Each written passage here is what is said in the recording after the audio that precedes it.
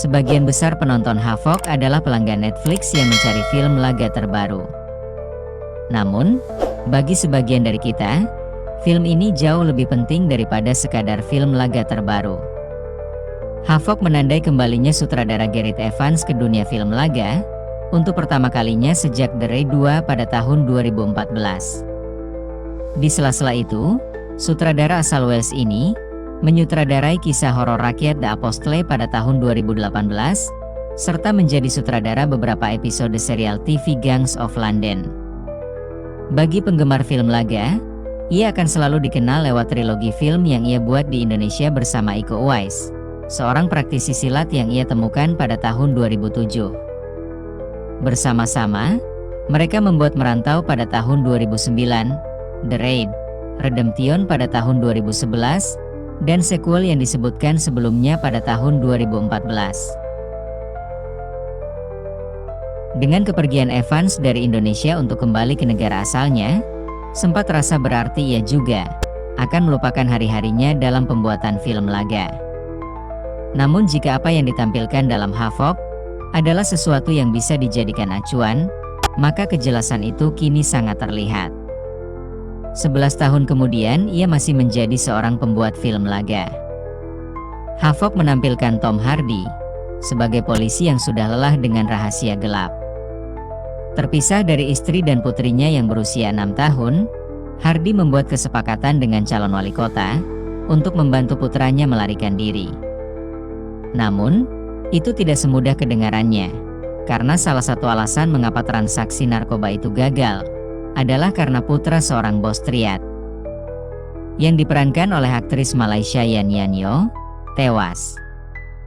Dan sekarang dia melakukan perjalanan ke Amerika untuk membalas dendam kepada mereka yang bertanggung jawab.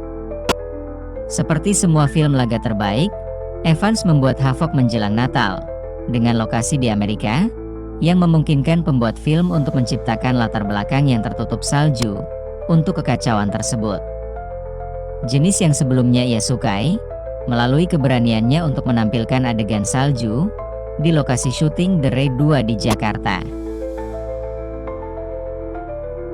Hardy tampil dengan gaya yang sama seperti pemeran utamanya, dengan aksen ala Al Pacino yang membuatnya mengamuk di sekitar dokter jalanan, dan tempat rongsokan tua dalam upaya untuk menemukan putra si politisi, Charlie, yang diperankan oleh Justin Cornwell. Charlie harus diamankan Walker sebelum triad dan polisi korup menangkapnya.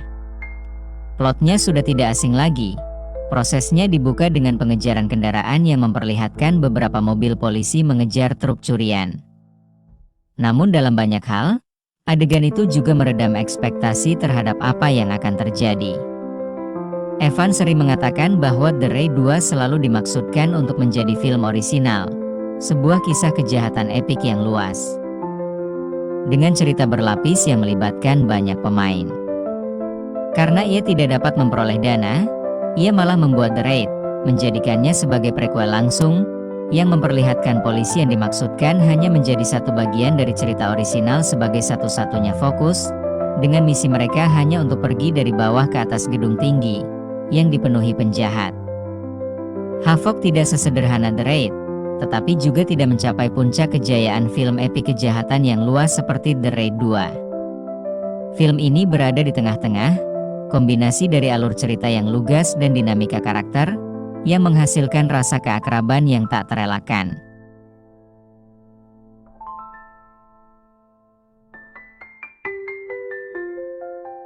Sementara aksinya sendiri berlangsung lambat selama sebagian besar jam pertama, yang disajikan sedikit demi sedikit dalam ledakan singkat. Sekitar menit ke-55 Havok mulai lepas kendali. Menjebak Hardy untuk bertemu dengan pacar Cornwell, diperankan oleh Quellen Sepulveda. Kecintaan Evans untuk menggunakan suasana klub malam untuk hal-hal yang berdarah tidak sia-sia.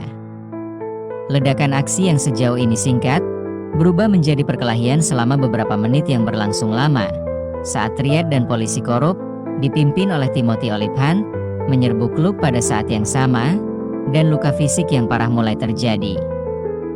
Ini adalah rangkaian adegan yang menegangkan, dengan Evans juga dikreditkan sebagai editor aksi.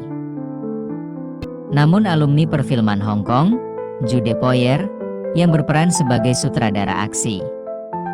Seorang veteran sinema Hong Kong selama akhir 1990-an hingga pertengahan 2000-an, tampil dalam film-film Jet Li dan Star Runner karya Daniel Lee.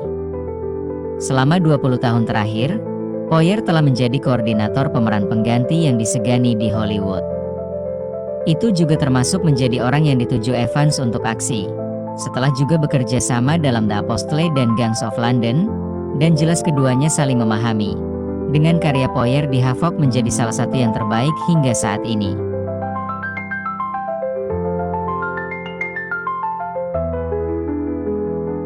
Adegan klub malam menjadi latar untuk pertikaian panjang yang hebat di dalam dan di sekitar kabin kayu di tepi danau yang menjadi penutup. Dengan banyaknya suara tembakan, desain suara yang menggelegar hampir memohon untuk diputar dengan volume penuh. Dengan penggunaan potongan gerakan lambat pada antek-antek yang ditembaki peluru, yang mengingatkan kita pada Sam Peckinpah dan John Woo. Keterampilan koreografi Poyer yang dipengaruhi Hong Kong juga tidak disia-siakan.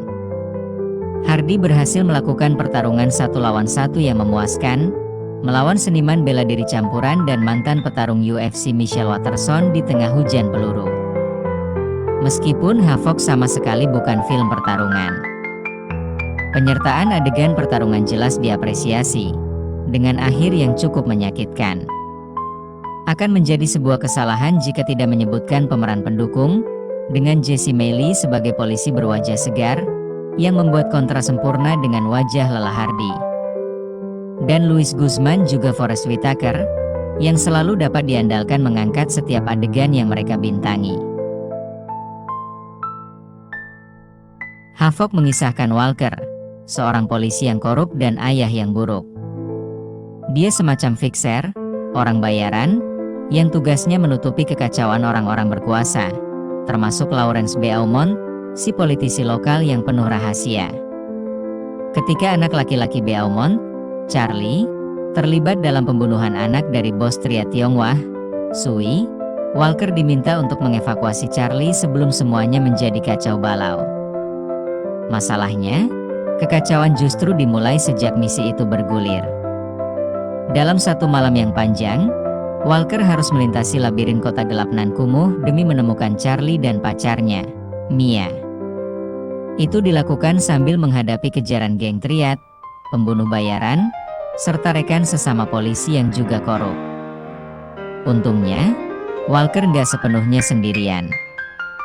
Ada Ellie, polisi muda idealis yang menjadi satu-satunya cahaya kecil di dunia penuh abu-abu itu.